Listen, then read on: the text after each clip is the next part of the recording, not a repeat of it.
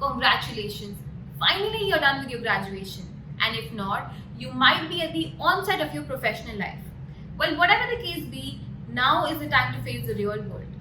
Hi guys, welcome back to Shrofile. My name is Keswani, and today in this video, I will be talking about 5 tips to get a job as a fresher.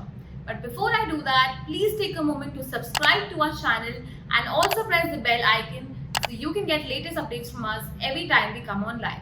So without further ado, let's get started. So the first tip is to highlight your primary selling point. Now usually what happens is that the newly graduates or the freshers get intimidated because of no prior experience. And that's totally understandable because they feel they don't have a lot to offer to gain the employer's confidence.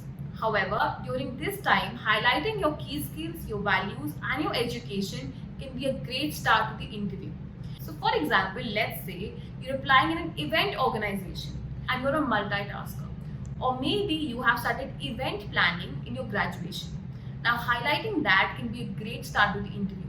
Not only that, in fact, it will also showcase your value and give you an edge over competitors. Now let's move on to the second tip. The second tip is to lay emphasis on overall growth. By overall growth, I mean any learning that makes your application strong. And that can range from your personality grooming to learning a skill that is required for the job role. Now, whenever you apply for a new job role and you check their job description, you will see a certain set of roles and responsibilities that is expected from the candidate. And if you don't have those skills, it's always better to learn those skills and then apply for the job role. That will help you make your application strong. For example, let's say you're applying for a digital marketing role and you have no idea about analytics or you have no idea about how to run an ad.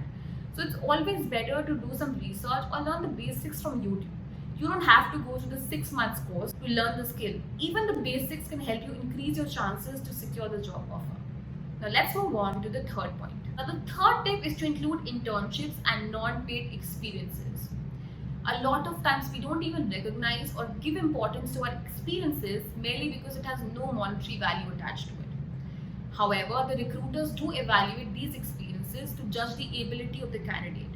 Make sure to include any assignments, projects or internship that is relevant with the job role. It doesn't matter whether you were paid for it or not.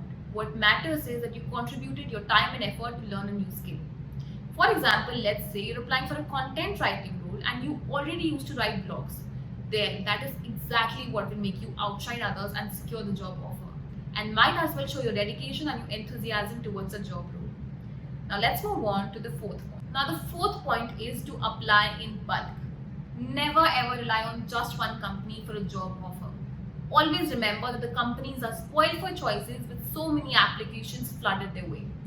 Always make sure that you expand your networking and apply in multiple places because it's not always possible that you get reply from one single place that you have applied in. And even if you do, it's even better because when you have more than one offer in hand, it gives you the power to negotiate and decide what works for you and what doesn't.